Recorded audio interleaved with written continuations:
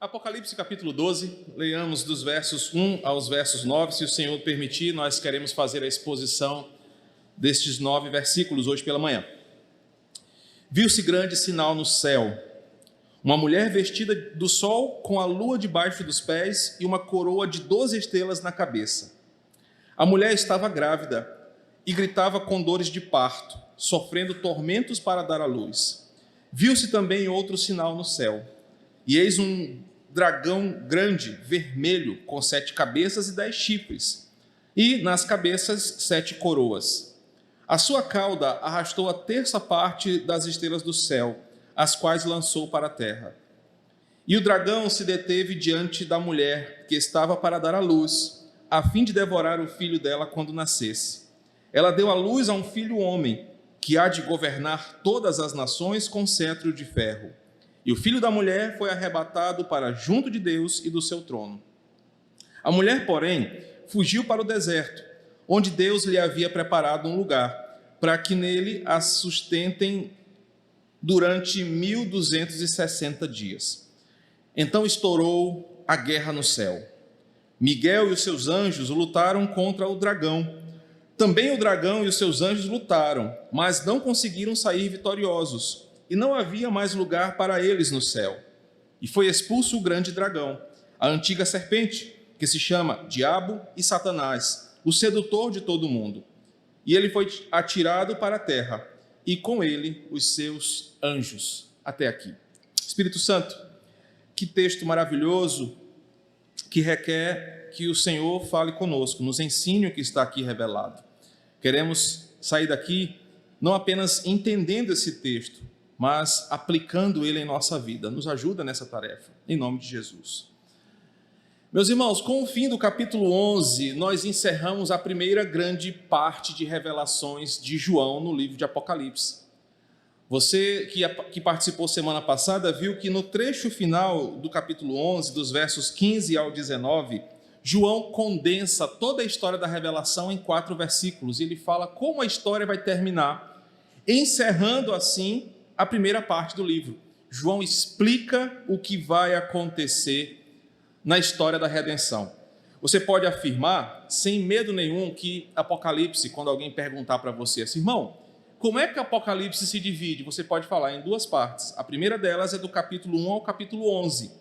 E nessa primeira parte, João apresenta como a igreja de Deus é perseguida e sofre nesse mundo, mas que no final, no capítulo 11, ela é protegida e salva por Deus da ira vindoura. Como é que você viu isso? Como é que nós vimos isso? Por exemplo, as cartas às 7 igrejas, que nós já falamos sobre elas, mostram a dificuldade que a igreja enfrenta em diversos e diferentes momentos e em diferentes seduções para que ela abandonasse o seu posto. Nós aprendemos isso aqui carta por carta. Os selos que nós aprendemos, um a um, mostram como as forças operosas do mal usam o mundo, a cultura, a ética, a política e o ódio para destruir a igreja e o mundo criado por Deus. E por fim, nós aprendemos que as 7 trombetas demonstram como é que Deus vai reagir diante de tudo isso. Principalmente as últimas 3 trombetas revelam como Deus, ao se levantar em ira, vai punir o ímpio no final de todas as coisas, porque não guardaram a sua lei, nem amaram o seu nome e se levantaram contra a igreja. Pronto, João encerra a história do capítulo 1 ao capítulo 11, dizendo, é assim que vai acontecer desde a ressurreição de Cristo até a sua volta. O capítulo 12 inicia uma nova fase e uma nova visão. Então, não queira fazer conexão entre o capítulo 11 e o capítulo 12. Eles estão separados.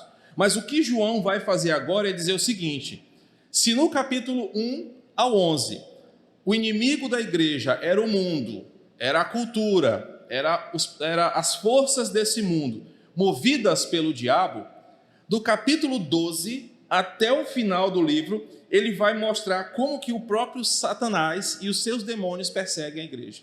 Então o livro é dividido em 2 partes. A primeira, capítulo 1 ao 11, como Satanás usa as forças desse mundo para destruir a igreja. Capítulo 12 ao 22, como o próprio Satanás e seus demônios vão se levantar com fúria contra a igreja. E assim você vai perceber que agora João passa a descrever uma outra realidade. Realidade que envolve seres espirituais, realidade que envolve figuras, realidade que envolve representações, para que nós, hoje, estamos aqui, entendamos uma realidade espiritual da verdadeira batalha que a igreja enfrenta até o fim dos tempos. Então, os capítulos 12 até o 22, você pode falar isso amanhã, tomando um café, conversando com a sua família. Conta a mesma história do capítulo 1 ao capítulo 11. É a mesma história, só que em níveis diferentes. Capítulo 1 ao 11, poderes desse mundo se levantando contra a igreja. Capítulo 12 ao 22, os poderes espirituais se levantando contra a igreja. O capítulo 12, este capítulo que nós estamos lendo hoje, é um capítulo muito difícil, porque historicamente muita gente já exagerou demais nesse capítulo. Você vai ouvir muita interpretação e algumas delas bem absurdas.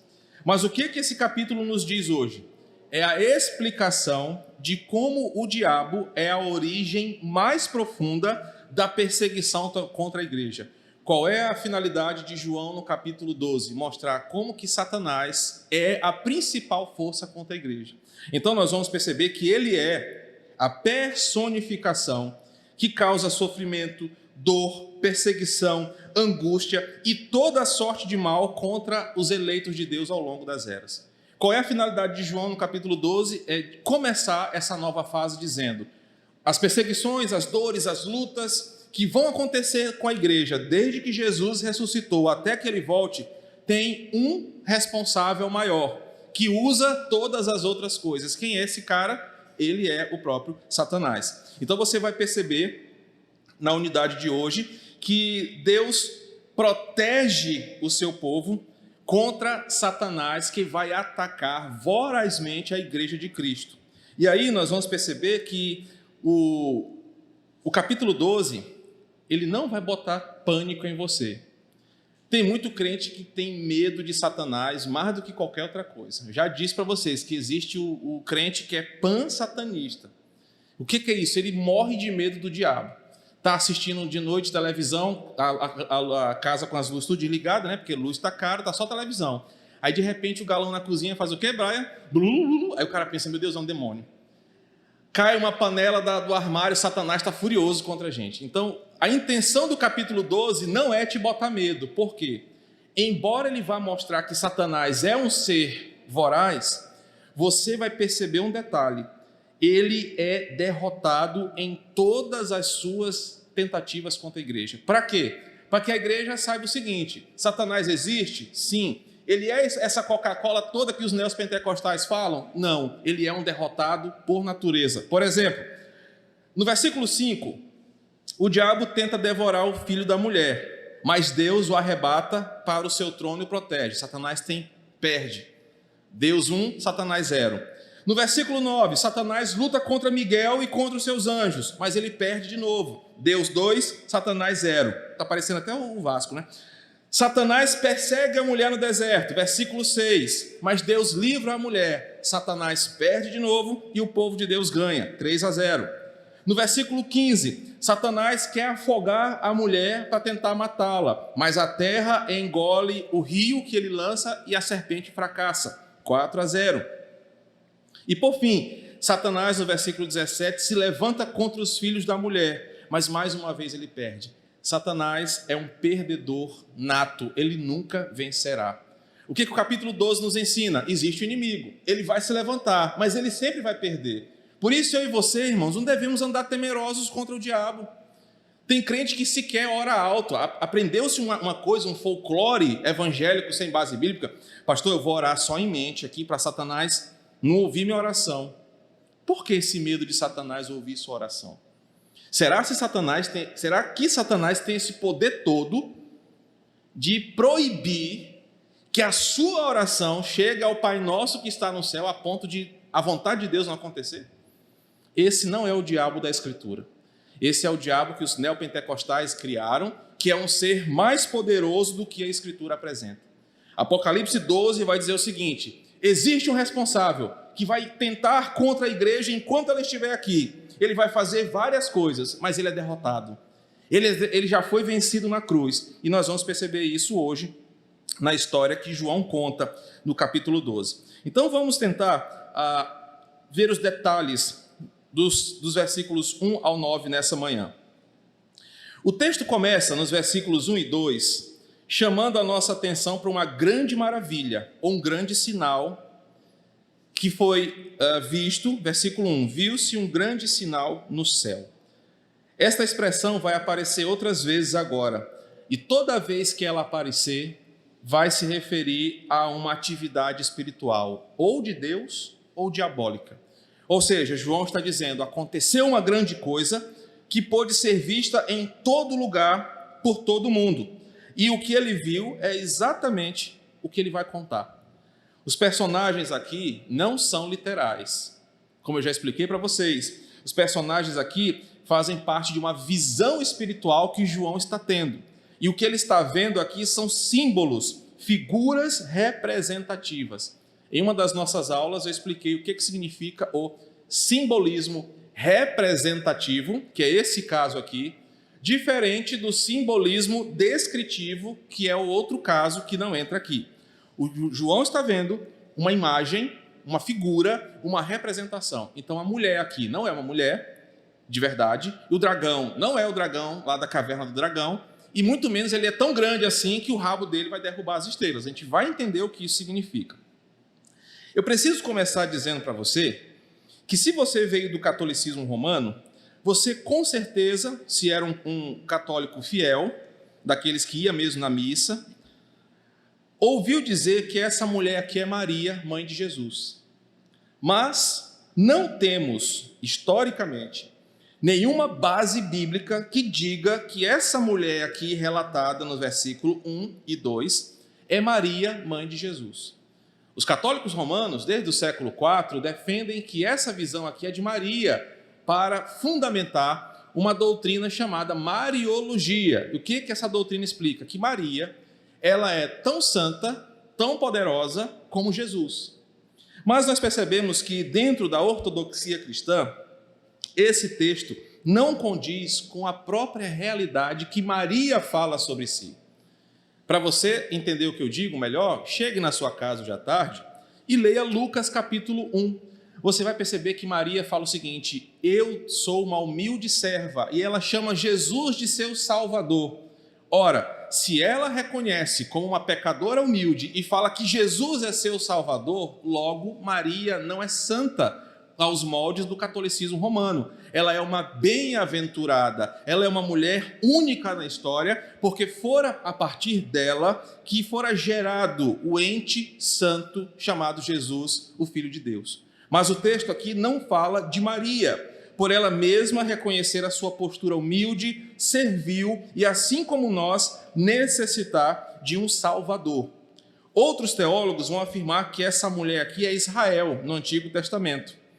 Mas não dá para confirmar isso aqui, porque, embora Isaías 62, versos de 3 a 5, chame Israel de esposa de Deus, esposa de Yahvé, João não está escrevendo só para Israel, nós já aprendemos isso aqui. Ele está escrevendo para toda a igreja de todos os tempos. Então essa mulher não é apenas Israel. A melhor forma de entender essa mulher é como sendo a igreja de todos os tempos, de antes e depois de Cristo. Portanto, é correto você afirmar o seguinte: a mulher do versículo 1, 2, do capítulo 12, é a igreja do Antigo e do Novo Testamento representada na figura de uma mulher. A noiva de Cristo, a igreja de Deus, desde os antigos tempos até o fim, está representado nessa mulher. Um único povo, uma única noiva, uma só igreja. Os versículos 11 ao 17 vão confirmar ainda mais isso que eu estou falando, e na semana que vem nós vamos ver isso aqui com mais detalhes. O texto diz que ela está vestida de sol, refletindo o mesmo esplendor de Cristo. No capítulo 1 de Apocalipse, verso 16, fala que o seu rosto resplandece como o sol, a sua glória, e essa mulher tem a mesma glória de Cristo. Por quê?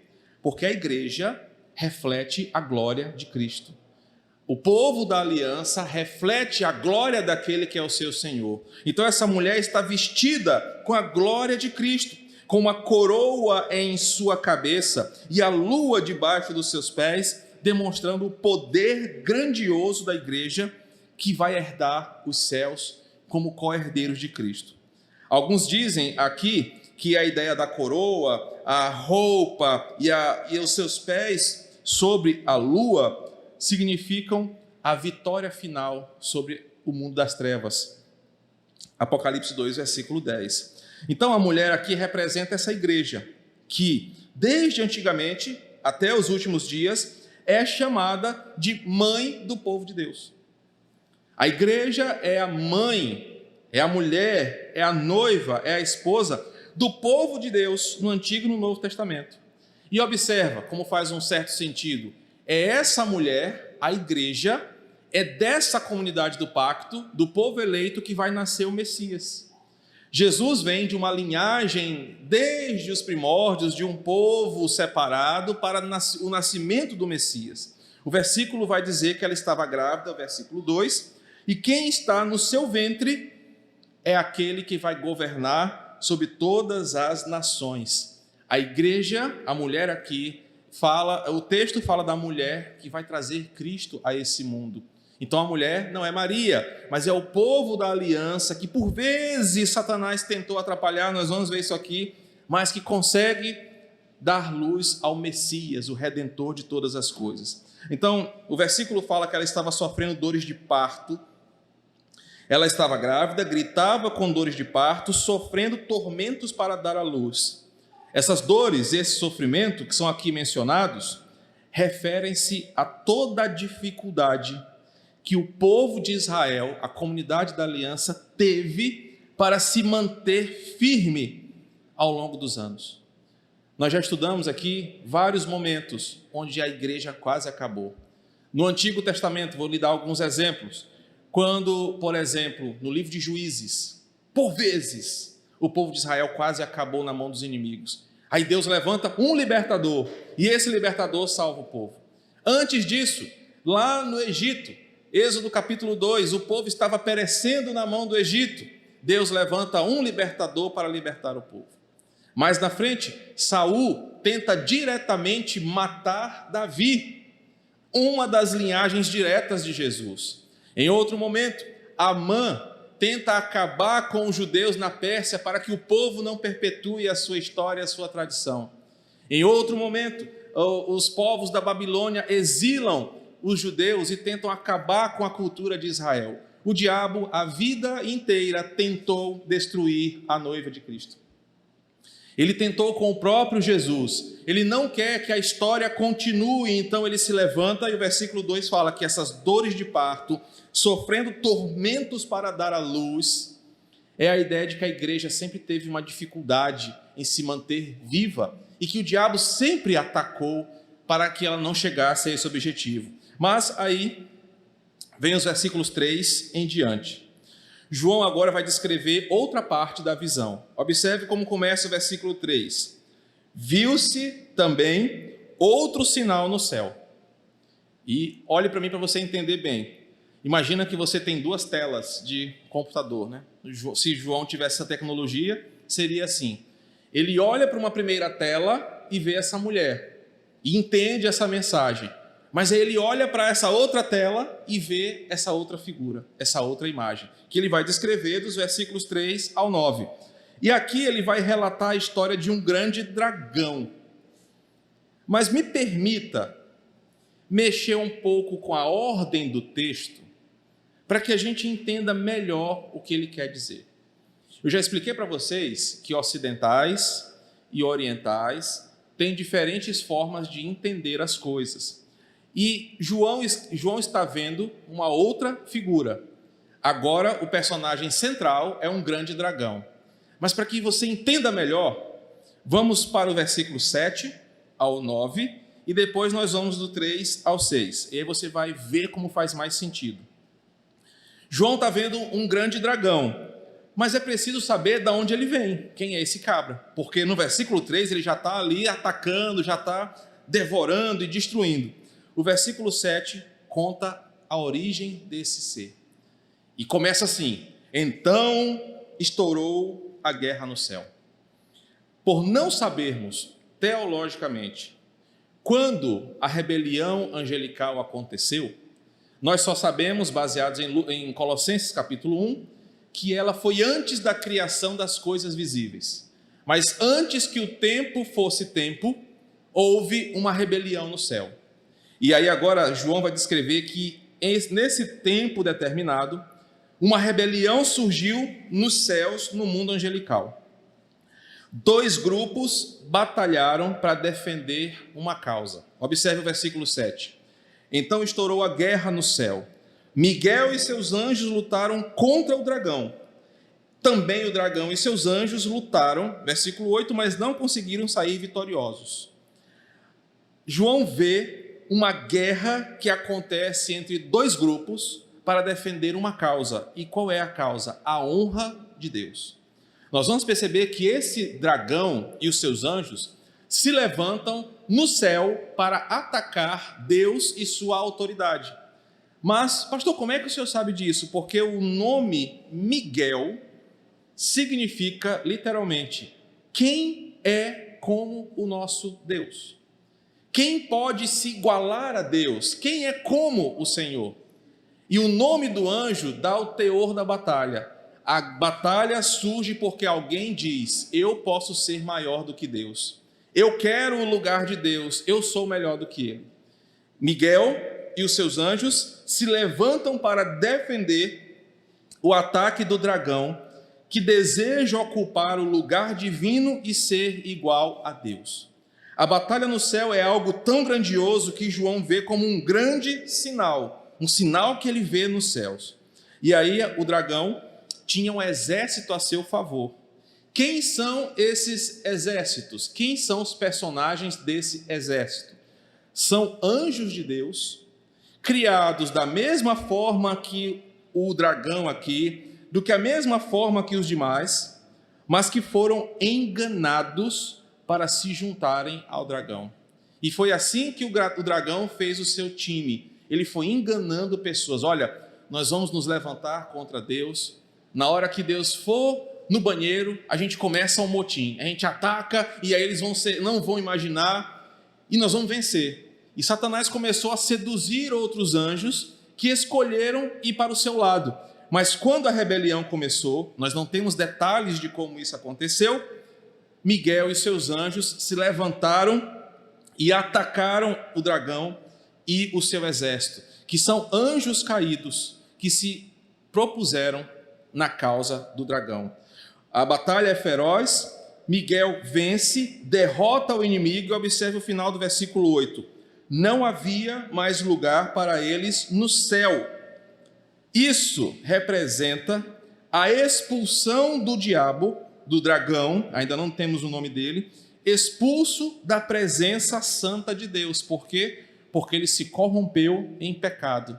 E ele não podia mais habitar no céu, porque não há como habitar na santa presença de Deus em pecado. Então ele fora expulso da sua presença. Fato esse que Jesus confirma em Lucas 10, por favor, projete aí, Anderson não, aqui, Brian. É porque Anderson já é um cargo da igreja, né? Eu confundo, Brian.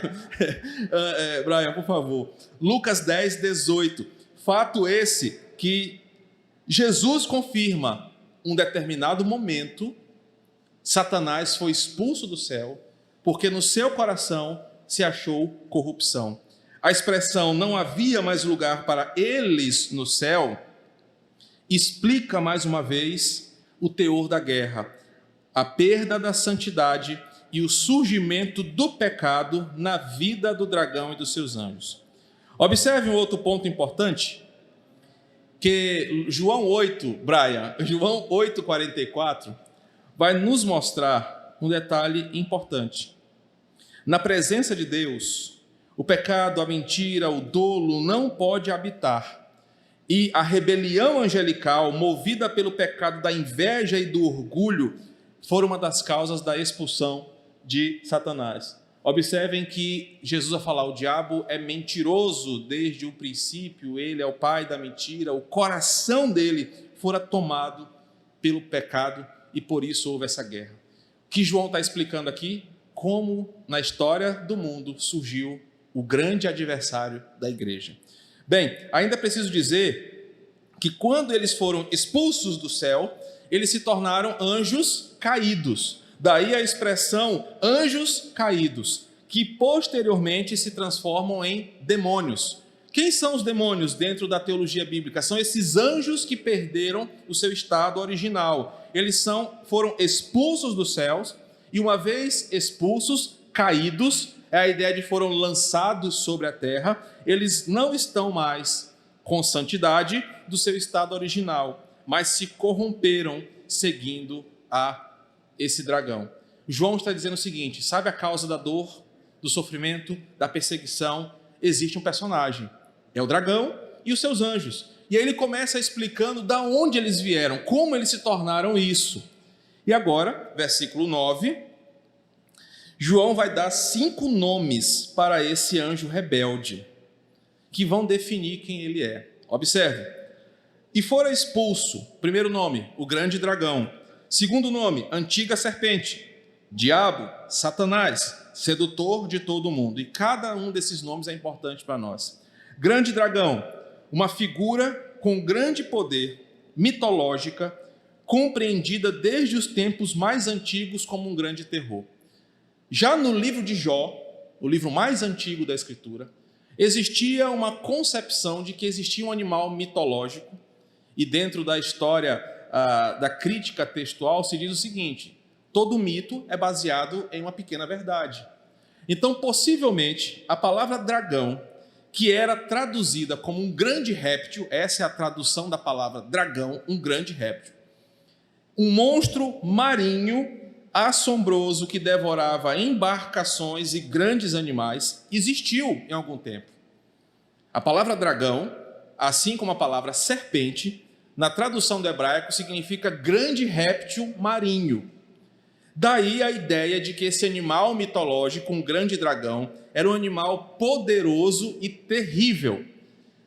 João diz que o diabo é esse tipo de animal, terrível, assombroso, voraz e com grande poder. O segundo nome, antiga serpente, termo usado para falar tanto da antiguidade dele. Satanás é tão antigo quanto o Éden. Ele estava lá em Gênesis capítulo 3. E o termo serpente é a sua sagacidade que já aparece lá. Diabo, terceiro nome que ele usa. Literalmente a palavra diabo é a tradução para alguém que causa divisões, causador de desarmonia, acusador, aquele que faz acusações sem causa, aquele que engana. Então, diabo não é um nome próprio, é um adjetivo. Por vezes, um irmão assume o papel do diabo. Lembra quando Jesus fala para Pedro: arreda-te para trás, Satanás. Ele não está vendo Satanás no olho de Pedro como os pentecostais veem, né? Vê até o demônio, pergunta CPF, aquela coisa toda. Ele só está dizendo: Pedro, você está querendo atrapalhar a obra. Você está causando divisão, desarmonia. A palavra diabo, então, significa alguém que quer fazer acusações, quer enganar, causar desarmonia, é um divisor. Satanás, literalmente, a palavra adversário. Um ser que se levanta contra a obra de Deus e impede o progresso do evangelho. Arreda-te, Satanás, você está querendo atrapalhar a minha obra.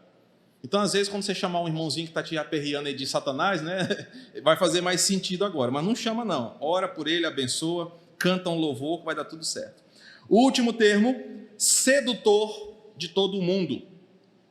Aquele que, se possível, vai tentar enganar e desviar todo mundo.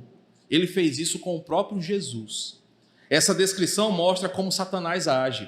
Irmão, Satanás não vai aparecer na sua casa fedendo a enxofre para empestear a casa toda com aquele cheiro horrível, com chifre e com garfo na mão. Ele não vai fazer isso. Mas sabe como é que ele vai se apresentar? Como alguém que vai te seduzir de forma enganosa, de forma sutil, vai querendo ganhar terreno o máximo que ele puder para no final te devorar. É por isso que Pedro fala: o diabo anda ao vosso derredor, Ele anda espiando. Rapaz, é nessa hora aqui que fulano baixa a guarda da fé. É diante dessa situação que ele não é tão crente. É aqui que eu vou atacar, porque ele é um sedutor. Esses adjetivos mostram então quem é o inimigo da igreja. Alguém poderoso, alguém sagaz, alguém devorador, alguém que vai fazer o mal em que nele não há bondade alguma. Percebam, a visão que João tem do dragão faz mais sentido agora. Eu sei quem ele é e de onde ele surgiu. Volte para o versículo 3. Depois que João apresenta o personagem, que agora está caído na terra, Jesus fala que ele veio como um raio. E se você já viu, ou na televisão ao vivo, quando um raio cai, além do estrago, tem o estrondo. Isso reforça a ideia de que Satanás é um personagem real e não mitológico. Quando ele cai, Jesus fala que viu ele caindo como um raio. Lucas 10, 18. Aqui João fala, eu vi um outro sinal no céu. E esse sinal é estrondoso. O que ele viu? A queda de Satanás. João vê a queda de Satanás e o começo do seu trabalho maligno contra a igreja. Então ele vai ver como Satanás e os seus anjos caíram na terra, causando impacto. Aí, como David gosta de teorias conspiratórias, pode ser o meteoro que matou o dinossauro, pode ser o que dividiu a terra, pode ser o que for. Não sabemos, mas foi um evento cataclísmico. E agora ele vai descrever como esse diabo tem uma aparência. Um grande dragão, vermelho, com 7 cabeças, 10 chifres e 7 coroas. Observe que cabeças, chifres e diademas ou coroas precisam ser vistas do mesmo jeito que a gente já viu até aqui. Cabeças e chifres representam poder. Ele não é um Zé Ruela qualquer, ele veio com grande poder, porque ele causou uma rebelião no céu e veio à terra com grande poder. E ele conquista mais poder quando ele engana o primeiro casal. Lucas, capítulo 4, versículo 6. As 7 coroas na sua cabeça dizem respeito ao seguinte: quando Adão e Eva caem no seu engano, Satanás passa a reinar, a comandar este mundo que jaz no maligno. Então, o reino de Deus agora foi abalado pela queda do diabo e ele se tornou alguém poderoso que governa líderes, poderes, nações. Ele conquistou esse poder. A cor vermelha, historicamente, já falamos isso, simboliza a guerra e o seu estrago. Satanás não vem de branco, como já aprendemos que significa santidade aqui, mas ele vem de vermelho, porque o que ele promove é sangue, destruição, dor e sofrimento.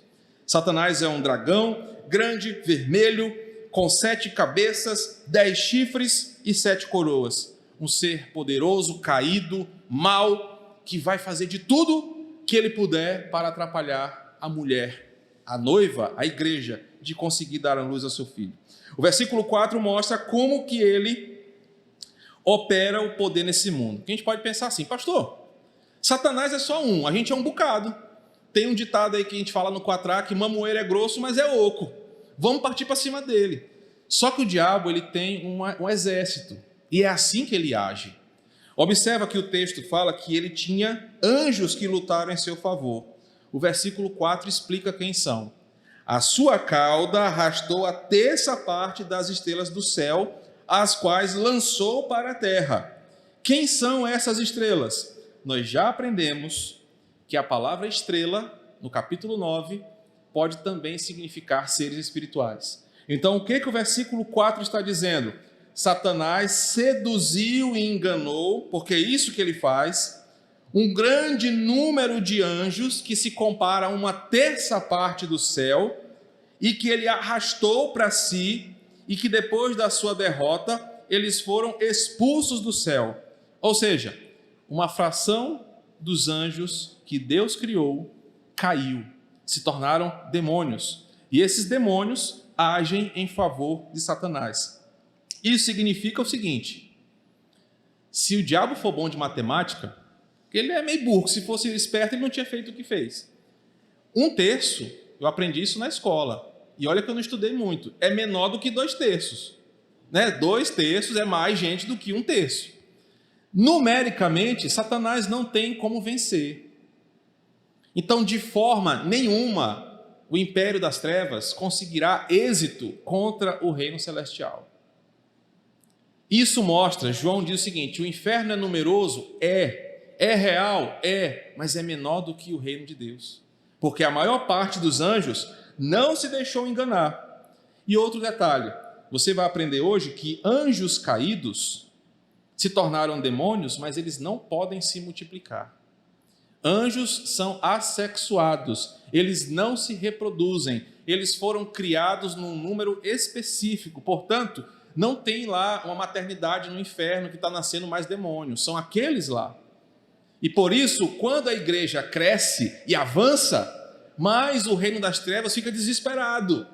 Por isso que no final, o levante de Satanás é desesperador, porque ele vê o evangelho cresceu, a igreja se fortaleceu e ele está se vendo acuado. Nós vamos falar isso lá na frente. Então, observamos aqui que o dragão, versículo 4, se coloca diante da mulher para dar luz, para impedir que ela dê luz ao filho. Outro aprendizado para você nessa manhã. Satanás não é inimigo de Deus. Nós lemos o Salmo 2 hoje de manhã. Deus não tem inimigos. O Salmo 2 fala que Deus ri de quem acha que é seu inimigo. Satanás é inimigo da igreja. Você deve sair daqui hoje com essa convicção, por quê? Dentro do neopentecostalismo, existe o exagero dualista, que significa o quê? Deus e o diabo têm a mesma força, eles estão o tempo inteiro se degladiando, brigando para saber quem é que vai ganhar. Isso não é verdade. Deus está tranquilamente sentado no seu trono, Satanás está desesperado, tentando atrapalhar a igreja, mas essa é a hora que eu e você damos glória a Deus. Ele não pode fazer nada sem que o soberano Senhor permita, porque ele não tem esse poder todo. Ele, até mesmo ele sendo esse ser poderoso aqui, ele está debaixo da autoridade do Senhor. Deus não tem inimigos. Nós cantamos, maior é o que está em nós do que o que está no mundo.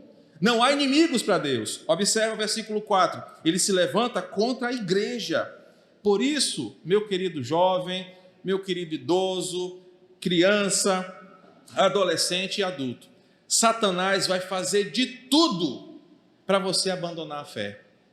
Mas quando você abandonar, meu irmão, ele vai te dar um tapinha nas costas, vai ser teu amigo, vai sentar com você para conversar. Porque a forma maior de ataque dele é te tirar da fé. Depois que ele tira você, ele carimba você. Você é meu. Então, a igreja vive esse cenário de guerra. O cenário de guerra onde o diabo se coloca diante da igreja para impedir o seu avanço. Observe um detalhe que agora, nós já estamos chegando no final, a mulher, mesmo com dificuldades, versículo 4, ela dá luz a um filho homem, versículo 5. E esse filho homem, Cristo que nasce, ele ainda assim é tentado pelo diabo. Lembra de Satanás lá no deserto? Só o que acontece? Quando Cristo vem ao mundo, ele vem, nasce, é tentado, é pressionado por governos, por líderes, pelo próprio diabo, mas ele resiste em obediência, ele consegue se manter firme, ele vence o seu desafio e agora ele reina. Ele foi arrebatado para Deus, versículo 5, e está lá sentado à destra de Deus, esperando o dia onde há de vir julgar vivos e mortos. Satanás tentou atrapalhar, mas não conseguiu. Jesus venceu, ele está com Deus agora. E a igreja? Versículo 6. A igreja, a mulher, porém, fugiu para o deserto. E na parte final do estudo de hoje, eu quero que você perceba isso. A mulher, que representa o povo da aliança, deu à luz a Cristo, que finalmente completou a sua missão e está de volta com o Pai. Mas agora a igreja está no deserto. E ela vai explicar onde a gente está hoje. Meus irmãos, enquanto Cristo aguarda o seu retorno para tomar o que é seu, Apocalipse 11, versículo 15, o reino do mundo, a igreja está no deserto. Detalhe importante, 1260 dias. Pastor, já ouvi esse número em algum lugar? se você voltar aí 2 aulas, eu expliquei o que são esses 1.260 dias. O irmão Afonso está certinho, ele falou ali para mim. É o tempo entre a ressurreição e a volta de Cristo. Portanto, crente que faz parte da igreja, não pense que você vai viver aqui num oásis, num paraíso. A igreja está no deserto. Isso significa, para quem estava lendo, que enquanto nós estamos aqui, o tempo entre a primeira e a segunda volta de Cristo, nós estamos num deserto, lugar que lembra sofrimento, desafio, luta, dor, mas também que lembra a provisão de Deus, o maná do céu, como Deus guardava os seus dos inimigos, como Deus não deixava que o próprio deserto matasse o seu povo. Qual é a realidade da igreja hoje? Nós estamos no deserto, lembrando a história de Israel, mas nós estamos com destino final, a terra prometida, do mesmo jeito que Israel. Nós estamos no deserto, mas caminhando para a terra prometida. E nesse meio a gente sofre, a gente é perseguido, tudo tenta nos atrapalhar, mas enquanto o mundo tenta, Deus dá a provisão, dá o maná, faz a água brotar da pedra, levanta uma coluna de fogo, aponta com a sua nuvem o lugar, nos preservando. Isso nos lembra um detalhe importante. Enquanto nós formos igreja, a nossa vida não será fácil. E é aqui que muito crente cai e abandona exatamente como Satanás quer. Pastor do céu, eu ouço muito isso, irmãos. Foi só eu virar crente que minha vida virou de cabeça para baixo. Eu tinha 300 empregos. Aí eu fui para a igreja e comecei a ser demitido. Meu nome foi para o SPC. É a agiota me ligando. É a mulher brigando porque eu deixei a toalha molhada. É menino que me responde. Parece que minha vida piorou. Bendito de Deus. Você está no deserto. Tua vida não vai melhorar aqui. Porque o que Satanás vai te dizer é o seguinte: vale a pena você seguir Deus? Olha aí, ó. Olha aí como é que ninguém mais te manda um oi sumido no WhatsApp, ninguém mais te provoca, ninguém mais te dá uma cantada, é só tribulação, é boleto, boleto, boleto. Você está no deserto. E essa é a realidade bíblica. A nossa vida, irmãos, não vai ser plena aqui. Deus pode ser gracioso com você, te dar algumas alegrias, porque Ele deu alegrias para o povo no deserto. Lembra que no meio do deserto o povo montava o acampamento. Lembra disso? E onde era a alegria do povo? No dia do culto solene. Era o dia onde o povo esquecia de todas as tormentas e adorava ao Senhor. E tem crente que não gosta de vir para o culto. Na história de Israel, o dia do culto era o dia mais alegre da semana, porque era o dia onde no meio do sofrimento nós íamos adorar a Deus. Muito crente acha que a sua vida piorou depois que ele foi convertido ao Senhor, e é verdade, tem que ser assim. Para que você entenda que o que você espera maior no seu coração, de maior tamanho, não é aqui, é na glória. Mas também, da mesma forma, dia após dia, as misericórdias de Deus vão se renovando no meio do deserto, para que você tenha alegrias no seu coração. A nossa vida aqui é um deserto, é verdade, nós somos um povo peregrino, marchando em meio ao deserto, num ambiente hostil, mas Deus vai à nossa frente, Deus está conosco, e por isso nós vamos encontrar paz mesmo no deserto. Mesmo com a situação difícil que nós vivemos, a Bíblia diz: em paz eu me deito e logo pego no sono. É por quê?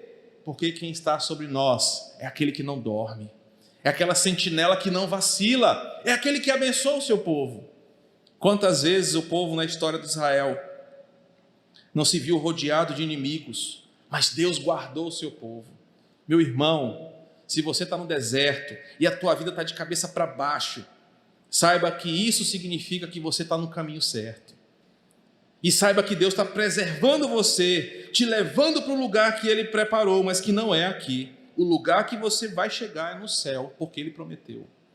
Eu quero encerrar essa unidade só com pequenas aplicações. Primeiro, os versículos 1 ao 9 nos ensinam com clareza quem é o inimigo da igreja. O texto hoje nos ensinou uma teologia bíblica sobre Satanás. Hoje a gente sabe quem é ele. Então, quando alguém te fechar no trânsito ali, Satanás, você sabe o que você está dizendo agora, né? ele tenta de todo jeito atrapalhar a sua vida com Deus. O texto nos ensina uma realidade sobre a vida da igreja. Desde sempre, a vida da igreja foi uma vida de sofrimento e de luta, mas é uma vida com um destino glorioso, o destino do céu. Por fim, a unidade nos convida a crer na condução de Deus. Mesmo estando no deserto, Deus nos preparou para um lugar melhor. Ele nos sustenta todos os dias. E assim nós somos guardados. Que o Senhor abençoe você com esta mensagem. Na semana que vem, se assim o Senhor nos permitir, queremos caminhar dos versículos 10 até o 18. Vamos orar? Obrigado, Senhor, por essa manhã de estudo da palavra. Obrigado porque até aqui o Senhor nos permitiu aprender grandes coisas com o livro de Apocalipse. Que bênção é esse momento. Que bênção maior é saber que o nosso inimigo já foi derrotado na cruz do Calvário. Que o Senhor já pisou a cabeça da serpente. Que ele não terá vitória sobre nós. Que por mais que ele se levante com todo o seu poder, em Cristo Jesus nós somos guardados e somos vitoriosos. Obrigado por saber que mesmo em meio a um deserto, o Senhor nos leva em segurança. E vamos chegar aonde o Senhor planejou. Nada nesse mundo poderá nos afastar do teu amor. Porque o Senhor é o nosso bom pastor. É aquele que cuida de nós. Obrigado por esse privilégio. Nos leva em paz agora e nos traz a noite para continuarmos adorando ao Senhor. Vamos louvar juntos e vamos hoje aprender com o profeta Abacuque como adorar ao Senhor em dias de calamidade. Nos ajuda nessa jornada, em nome de Jesus.